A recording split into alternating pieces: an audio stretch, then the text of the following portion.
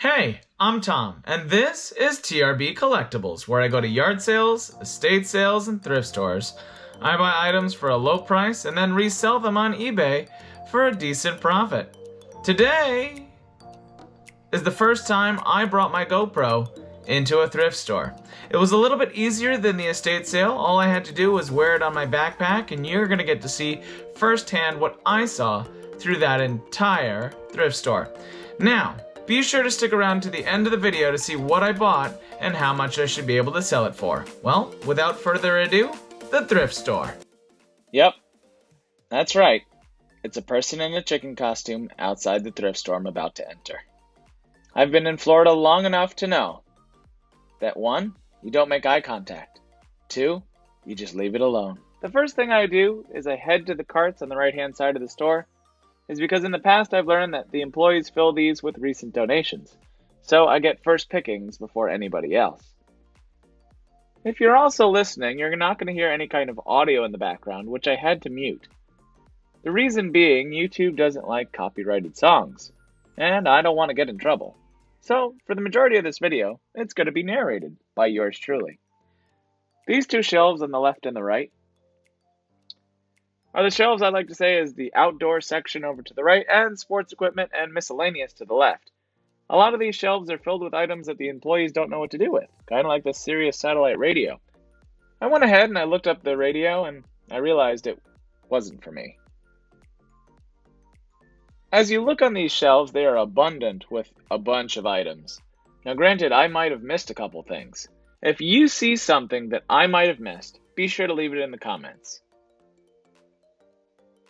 It's fun to go back and look through these videos and see the items that you do miss. Like I didn't realize that all those crutches were sealed brand new. We're currently looking at the sports section of the store, and to be honest, never pass up an opportunity to look at sports equipment. A lot of it holds its value even after it's used. I'm currently looking through tennis because that's what I'm most familiar with, and I find this mask and snorkel. It's sealed, it's not broken, it's not cracked. The price is okay. I'm going to go ahead and look it up. I really don't know the brand, but when you come across sealed items, it never hurts to look it up, to be very honest. In reality, this set didn't have any value for me, and I left it for someone else.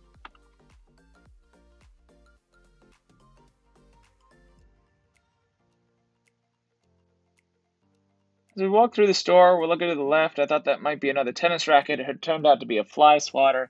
I'm trying to spot the small little items that an employee might have put on the shelf that nobody else has noticed before. I found another bookcase on the other side of the store that also had DVDs, besides where that gentleman was looking. I'll never pass up an opportunity to look through media. To be honest, I find it very easy to ship, and also the price point as far as what I'm looking for usually always sells. As we go through it, I notice these bags full of small little toys. I'm looking for specifics as far as different brands and different figures to see if I can find anything as far as that'll pay for the bag. Sometimes these bags full of different lots will actually pay off pretty well. I noticed the DVDs are now free and available, so I want to go ahead and I want to check them out. I'll take the time to look through each and every one of them. Now granted, when I first started looking at DVDs, it was different than it is now. After you look up DVD after DVD after DVD, you start to get to know the ones that are not going to be worth the value. The reason I picked up Pretty Little Liars, depending on what kind of streaming service it's on, it might have value or it might not, because it might be a DVD only. And some of these movie packs that have multiple movies on them might also hold value as well. So I'm looking for something that I haven't seen before, something rare, something unique. And I'm going to go ahead and scan it. And usually by the time I'll find it again in the wild, I won't scan it because I'll know that it doesn't hold value. And I'll look for the ones that I've never seen before. The reason I picked this one up was because it was brand new sealed. Sometimes they have no value used, but brand new, them being out of print, it might be rare. It might still hold its value and people still want to buy it. I picked up this Hotel 115 episodes. I was excited to see that it was a television series. The only unknown is that I didn't know the condition of the discs, and it looks like they taped it shut for a reason. So I wasn't going to mess with it.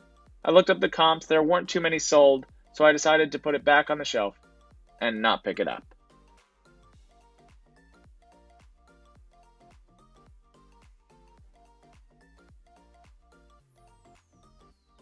As we continue through the store, we're looking at some of the same items that we saw before, but you always want to give it a second glance. You never necessarily want to run through a store. Sometimes you might find something that's hidden or misplaced. I'm currently looking through bins that people might not necessarily want to dig through. I noticed the Pokemon tin, but there were no cards in it. If you do happen to find Pokemon cards, definitely get a chance to look them up. Currently, right now, they are doing quite well. So I'm looking through the board games, and I want to see if anybody notices it. Does anybody see it? No? Not at all? You're going to see it in just a second because I think I might find it here in just a moment. I'm looking at categories. I'm looking at Shark Cruise. Oh, Shark Chase. Apologize. And I found it. I found a Lego set in the board games. Brand new sealed. Lego Marvel Superheroes. I'm looking at the condition of the box to make sure that it's not opened. At this point, I actually got really excited because it's not every day that you find a sealed Lego set in a thrift store that's not already sold. So what I want to do is I want to make sure that I'm going to check the rest of the shelf to see if the person that put this Lego set on the shelf might have placed any of the other Lego sets that were donated. So I didn't find any, but I wanted to make sure that I knew the value of this Lego set. And usually Lego sets hold their value, especially if they're sealed. And as you're looking on my screen, you're going to see the price points for the set itself. So the price point on this Lego set was marked at $10. For me, this was a fair price. The reason being, I knew I could make my money on this, and I could probably get anywhere between $40 to $50 in total for this item. So I knew I could get my money back, and I know it's going to sell. I've sold Legos like this in the past before when they are new and sealed.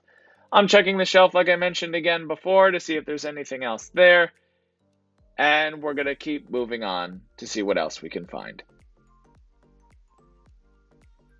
Here's a Raising Cane's plush. From what I understand, it's a very popular brand, and they do have a good cult following. I take a look at those toys once again to see if there's anything there. And unfortunately, there was not for today, but sometimes you might get lucky and find something. Now, the best part about doing what we do is we want to make sure we can look at every category because you never know what you might find, and you might ever want to depend on one single category. So I've started to look at plateware, especially older plateware, cups and mugs, because a lot of people like to collect different sets and pieces and parts break over the course of time. So I'm going to be looking at the glassware. I'm going to be looking at the breakables. Are they harder to ship? Yes. But at the same time, you can make good money while looking at them because people like to collect them and use them. The unique part about this video, that gentleman in the blue jacket, I've met him once before. He actually does what we do, and he does it with records on Discogs. Now we're going to head to the register, but one thing I did want to show you before we did head out is that we did stop, and I found a couple of collectibles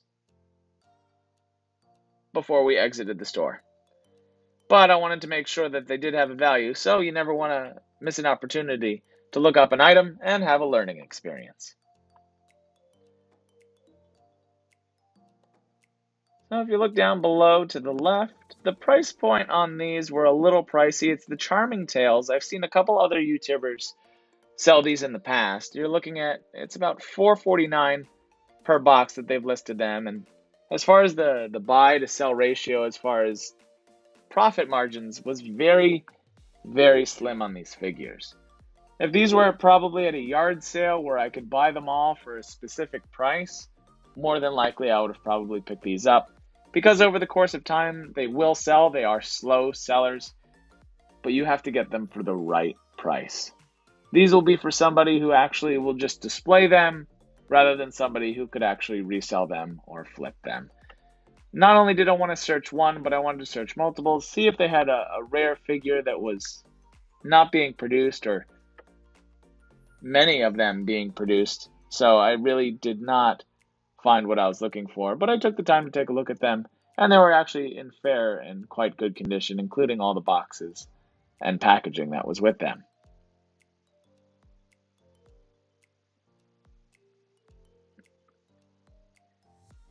The interesting thing is that I saw these LGB trains. Now these are garden scale size trains. These trains are very profitable if you can find them, but unfortunately this price was too expensive for me.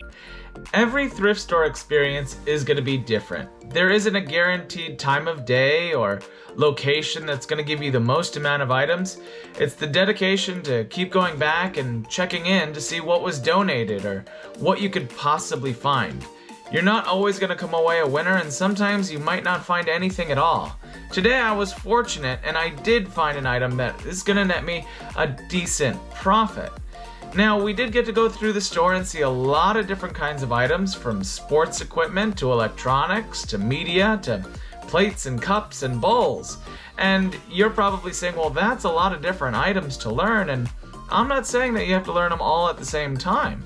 You can gradually grow and understand what you want to walk into a thrift store to look for, and the more you look for, the more you might possibly find that has value in it. So I didn't start by knowing everything. I started by knowing specific categories and going from there. Now, to learn those specific categories and know what those items might go for is the use of your eBay app. That is the most quintessential part of a reseller's repertoire. You want to make sure that you can pull out your phone and understand exactly what you need to do in order to figure out whether or not a specific product will have a specific value. For me, the item that I found was the Lego set in those board games. Now this was literally a hidden gem. The price point on this item was $9.99 or $10 if you want to round it up. But the best part about it is that it was completely new and sealed. Granted, Legos in general, depending on if they're active or retired, and I believe this set is retired, it actually gains in value, which is really surprising, but not really. People enjoy collecting and playing with Lego. The nice part about it is, first of all, you want to check your box, make sure it's all sealed, all good on all ends. You want to make sure if there's any dents or scratches or damage to the product, because that decreases the value. But the next step is the most crucial step in the process of you learning each individual item's worth. Now, I'm going to demonstrate that for you right now, right here. Go ahead and pull out your phone, open the eBay app, and click on that search icon. Then type in the make and model of the product that you're looking up. It doesn't necessarily have to be Lego. I'm just using this for what I found at the thrift store today. What it'll do, it'll pull up every item, whether it be new or used, in a wide array of categories. You're going to click on filter, you're going to click on condition to filter it by what you have. I have new, and it has 109 competitors. I'm going to currently look to see what other people are currently selling the item for, as well as if they're offering free shipping or not free shipping. To me, it's looking like it's teeter-tottering close to $40 at this time. I went into filter, and I want to see what people have sold it for. So I went ahead and I clicked sold. Then I'm going to do one more. I'm going to click filter again. I'm going to go to the top. I'm going to click sort, and then I'm going to click recent first. The reason I click recent, I just want to see within the last couple months what it's sold for recently as far as the price other people have gotten for it. Around the holidays, this is more important because prices tend to go up, in which you can get a little bit more money for the products that you have. I'm seeing different products, I'm seeing different prices, free shipping, not free shipping. It's up to you how you want to do it. This gives me the best estimate as far as how I want to list it, and I think I'm going to do right around $40 plus the shipping on top. It shouldn't weigh more than 3 pounds, so the buyer should be able to easily pick up this item. Now, by utilizing that eBay app is so helpful in just figuring out different items' worth and value. Like we learned with Lego, all you have to do is type in the name of the company, which is Lego, and just the model number. Every Lego set that has been released, at least within the last 20 to 30 years, if not more, will have a model number on it, and it'll help you identify whether or not it's new or used, what the value of the item might be. At the end of the day, you want to save yourself the time and money of actually putting the effort into that item, seeing it sit in your store for months and months and months, and realizing it doesn't have any value to anyone and that you've wasted your initial investment. The most important thing is to utilize your resources the best you have them, and conveniently, it rests in your pocket. Well, with that, I appreciate you watching all the way to the end of the video. If you could go ahead and click that subscribe button as well as that bell notification so you know when I release future videos.